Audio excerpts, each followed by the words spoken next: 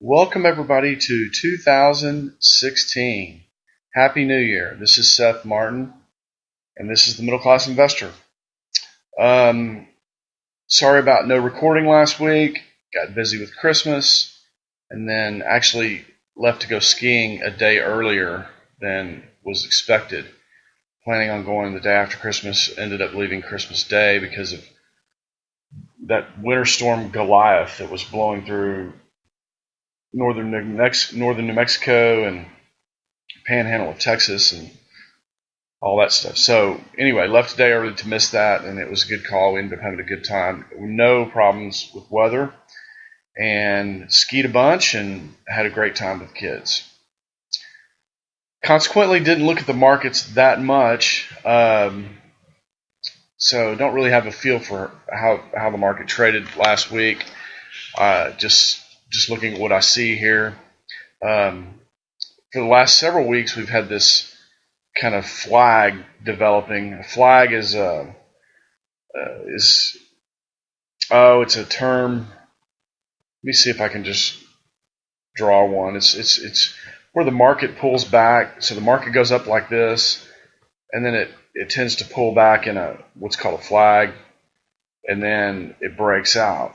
Now, usually the measuring technique is whatever this length is, you add it to this right here, the breakout, and that gives you your length. So this is like the flag flying at half staff, I guess. So the flag's at full staff, and then once the breakout occurs, then this flag was at half staff. Anyway, normally you don't really look at flags except like on a daily chart. But if this is in fact a flag, then this would be the pole. Let me draw it here. This would be the initial pole, and then you've got all this kind of stuff here. And then if it broke out, talking probably up in here to this resistance area that we have drawn. It may not be through pulling back, though. It may have a little bit more to kind of pull back on, and then I doubt. I mean, it could go all the way back to the line again, or it could just pull back to this midline here and then bounce and go. So, and I would say the latter is the more likely if it's going to go. So, this is the S&P 500 this week. Let's look at the VIX.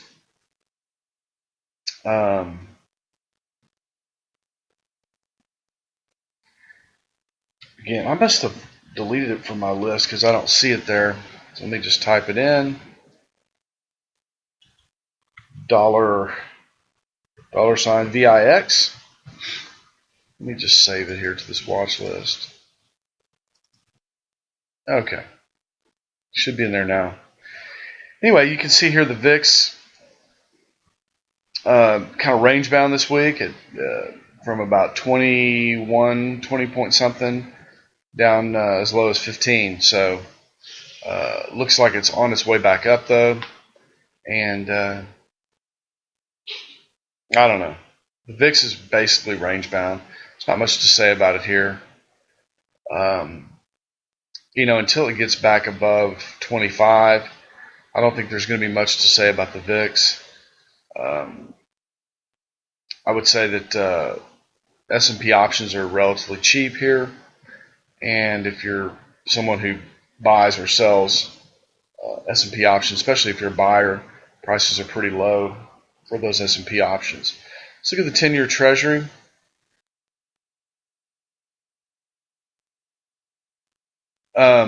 We're still kind of looking at this thesis of being, let me back up, this being the low, this being the first move off the low, first correction after the first move off the low.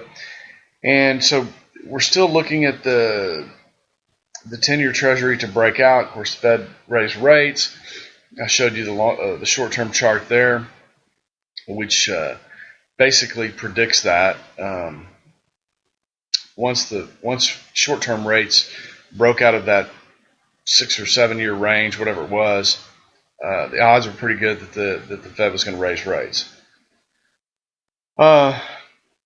And of course, once short-term rates start moving, then long-term rates move as well. And you could actually see long-term rates begin to move out first, forcing short-term rates up. But none of that is happening just yet. Market's pretty tame in here, around 2.26, 2.27. And but I do expect rates to continue higher and probably accelerate once they move out above this previous high here. Certainly would not be buying bonds of any kind, let alone U.S. Treasuries. The junk bond market, JNK, is just been clobbered.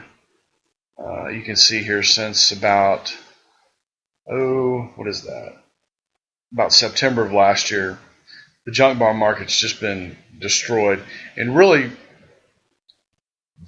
the yield, the spread between junk and 10-year Treasury has widened dramatically during this time. So we may get a bounce in yields, but certainly would not be buyers of junk bonds or really just any bonds in general. I mean, if you do buy bonds, you want to buy really short maturities, certainly less than a year maturities, and ladder them. In other words, let's say you bought a 5-year, a 3-year, a 2-year, and then when the 2-year came due, you'd buy another 2-year. I mean, in other words, you would keep them all pretty short term. You wouldn't let anything get out too far because you're likely to lose some money on bonds. Let's look at Germany. The euro. People continue to watch the euro. I don't know why I can't get Germany to come up here. Let's try Japan first. Yeah, Japan seems to want to come up first. Still fairly range bound. We got up into this area but didn't touch it, and then bounced back down. Japan, I mean, really all the markets are kind of like this. They're just chopping around. It's almost like they're waiting for the new year to begin, and then they're going to start doing something. But here's Germany, kind of range bound here. And when I say range bound, I'm just talking about this range right in here, between here and say here. I mean, the market's really done nothing in the last year and a half or so. They're by almost 2 years now. So the UK, again, I can't get this to pull up. Not sure why. Let's look at the Wilshire. The secondary indexes continue to look weaker. And the reason I say that is this high here, the difference between this high here and this previous high back here is pretty significant compared to on the S&P 500. The difference between those highs is much closer. If you look at the S&P 500, zoom in here, you can see that this high is much closer to this high back here. This is the old high right here, and you can see that the new high is right here. They're pretty close. There's only 1% or 2, if that, separating those two highs, whereas on the Wilshire, there's quite a bit more distance. So it almost looks like the Wilshire, and keep in mind the Wilshire is an index of 5,000 stocks. It's a little bit more representative of the market, and I suspect there's some more small cap in there. And this high here is significantly lower than this high. And isn't it interesting here that the previous trend line that we had connecting these lows, it came right up to that and bounced down. So, I don't know. The market could roll over here. I'm not expecting it to. I'm expecting some some new highs here on the S&P 500 and on the Dow. But, I mean, it could roll over here. You never know. It could just say that's it. Not going any higher. Here's the Dow. And you can see, again, this high here is not significantly lower than this high. The Dow and the S&P look pretty similar. And we are expecting these to make new highs somewhere north of this, what is that, 18,350 or so. So it's getting higher than 18,350, maybe one last time, and then rolling over. And maybe this line right here ends up providing some resistance. So maybe 18,750, something like that, and then rolling over. The Russell, I haven't looked at the Russell in a while. Let's look at it real quick. Yeah, see the Russell's lower. Can't really zoom in. Here we go.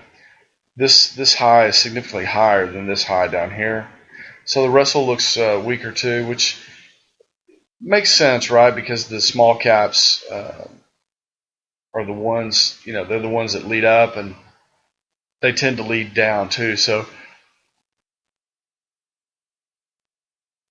excuse me, I had to yawn there. I'm really tired from that trip, and then I had to come home to a whole bunch of work, mowing grass, taking down Christmas lights.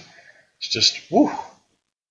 It's been a long couple of weeks. So, anyway, here's the U.S. dollar, and we had our support zone back here. The U.S. dollar came down and touched it. Been chopping along, but making its way up as it chops along. And we continue to expect the dollar to make higher lows and higher highs here. So, looking at gold, gold is really chopping around down here by the bottom, trying to find some support. We've got our little support box here, and it looks like, to me, gold, and I've been saying this now for a couple of weeks, but it looks like it wants to bounce and start making its way up into this resistance area above 1,300. So anywhere you want to buy gold down in here is probably a decent place to buy gold. I'm guessing. I don't know. I don't have a crystal ball. I can't see the future. But certainly gold looks like it's trying to hammer out a bottom here. And I would say basically anything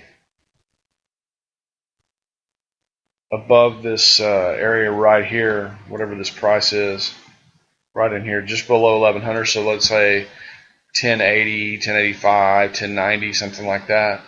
I'd probably be a buyer of gold. Or you could just buy right here and let it chop around a little bit longer before it breaks out. We should see a significant run in gold to at least this area, and maybe as much as 1480 or so, almost 1500, in a counter trend type rally. Let's see, what else do we have here? We've got, let's go to Ninja Trader and look at oil. Here's a weekly chart of oil. You can see oil broke this DP here, which I was not expecting. Whoops. Sorry about that. Hit the wrong button. So yeah, it broke this DP here, and I was not expecting that. Could go a little bit lower here, but still expecting oil. Excuse me again, I'm still expecting oil to make its way back up into this DP area. Then we should have some sort of significant rally here in the future, something that looks like that, up around to $70 or so, maybe even 75. And then we'll probably see oil go lower from there once we get a good strong bounce. Oil just does not, from a long-term buy, I just wouldn't be buying oil right here. The FTSE, it looks like it wants to bounce here and go higher. We'll see. We've kind of got an inside day here, or an inside week rather, where the previous bar is really big and the range of this current week's bar fits inside the previous week's range. That's called an inside day or an inside week in this case. Now, if we get a close above the high of this past week, then you can see oil start to move out here, or excuse me, the FTSE start to move out here. Let's see what else we have in the NinjaTrader platform. We've got the DAX. So kind of same thing with the DAX. It's kind of an inside week here. If you see the DAX get above last week's high, it's likely to start moving out and at least move into this area, potentially a new high into this area here.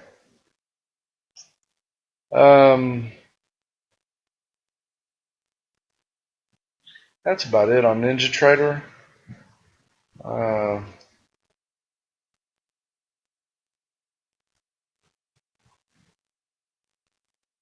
Let's see what else is there. We could look at the Euro US dollar spot. If I can get it to come up.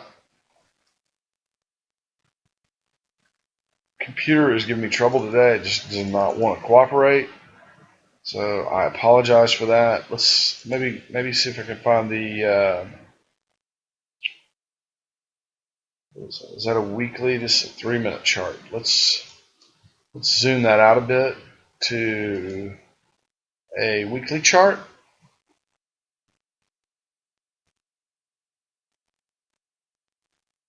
And let's pull up the dollar, or the Euro US dollar, which is 6E.